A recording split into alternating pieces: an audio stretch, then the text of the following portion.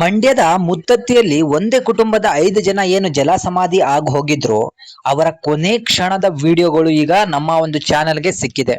ನೋಡ್ತಿರ್ಬೋದು, ಅವ್ರು ಏನು ಕೂಡ ಮಾಡಿಲ್ಲ. ಅಲ್ಲಿ ಜಸ್ಟ್ ಒಂದು ದೇವಸ್ಥಾನಕ್ಕೆ ಹೋಗಿದ್ದಾರೆ. ದೇವಸ್ಥಾನದಿಂದ ಬಂದ ಮೇಲೆ ಮುತ್ತತ್ತಿಯ ಒಂದು ಕಾವೇರಿ ನದಿಯಲ್ಲಿ ಇಳಿದಿದ್ದಾರೆ.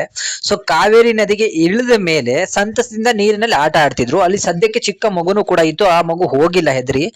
ಅವರ ಗಂಡ ಏನಿದ್ದಾರೆ ಆ ಕುಟುಂಬದ 5ರಲ್ಲಿ ಅವ್ರ ಗಂಡ ಅದನ್ನ ವಿಡಿಯೋ ಕೂಡ ಮಾಡ್ತಿದ್ರು. ಇವ್ರು 4 ಜನನು ಕೂಡ ನೀರಲ್ಲಿ ಇಳಿದಿದ್ರು. ಆ ಸಮಯದಲ್ಲಿ ಏನಾಗಿದೆ ಅಂದ್ರೆ ಆಳ ಇರೋದು ಇವ್ರಿಗೆ ಗೊತ್ತಾಗಿಲ್ಲ.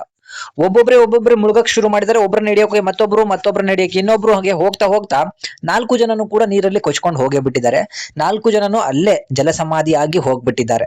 ಸೊ ಅದರ ವಿಡಿಯೋವನ್ನ ಈ 4 ಜನರಲ್ಲಿ ಒಬ್ಬರ ಗಂಡ ವಿಡಿಯೋನ ಮಾಡ್ತಿದ್ರು. ಆ ವಿಡಿಯೋ ಈಗ ಸಿಕ್ಕಾಪಟ್ಟೆ ವೈರಲ್ ಆಗ್ತಿದೆ. ನೋಡ್ಬೋದು, ಅಲ್ಲಿ ಗಾರ್ಡು ಕೂಡ ಹೇಳಿದ್ರಂತೆ, ದಯವಿಟ್ಟು ಅದರಲ್ಲಿ ಇಳಿಯಕ್ ಹೋಗ್ಬೇಡಿ, ಆಳ ಇದೆ ಅಂತ ಹೇಳಿ. ಅವರ ಮಾತನ್ನ ನಿರ್ಲಕ್ಷ್ಯ ಮಾಡಿ ಇವಳು ಇಳಿದಿದ್ದಾರೆ. ಸೊ ಅದಕ್ಕೆ ಈಗ ಬೆಲೆಯನ್ನ ತತ್ತಬೇಕಾಗಿದೆ.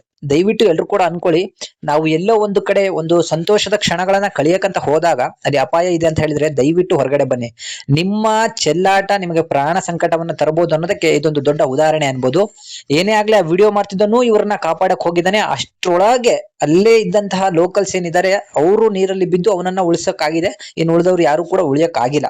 ಸೊ ಆ ಲಾಸ್ಟ್ ಕ್ಷಣದ ವಿಡಿಯೋಗಳನ್ನ ನಿಮ್ಮ ಮುಂದೆ ಇಡ್ತಾ ಇದ್ದೀನಿ. ಸೊ ಇದ್ರ ಬಗ್ಗೆ ಹೆಚ್ಚಿನ ಮಾಹಿತಿ ಗೊತ್ತಿದ್ರೆ ತಿಳಿಸಿ.